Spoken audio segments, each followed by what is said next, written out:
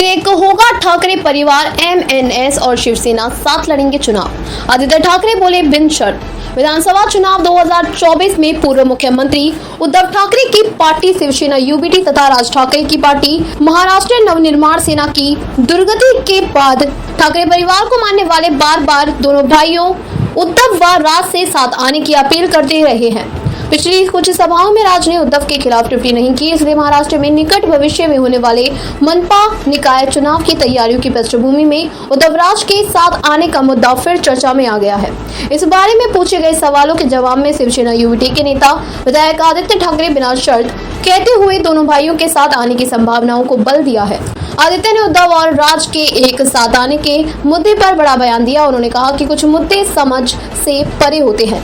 दोनों भाई करीब 20 साल पहले अलग हुए थे। 5 या 10 साल पहले उद्धव ने हाथ साथ आने के लिए बढ़ाया भी था, लेकिन अब यह कब संभव होगा यह देखना होगा। ऐसा कहते हुए आदित्य ने कहा कि पिछले 2 वर्षों से हमारी लड़ाई चल रही है, हमने अपनी भूमिका नहीं बदली है।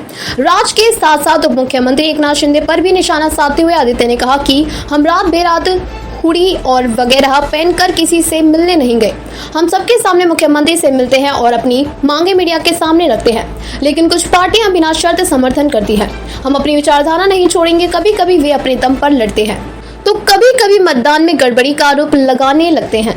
कभी कभी वे सभा आयोजित करते हैं, लेकिन हमें चाहे जितनी भी असफलताओं का सामना करना पड़े या घात हो, हम अपनी विचारधारा नहीं छोड़ेंगे।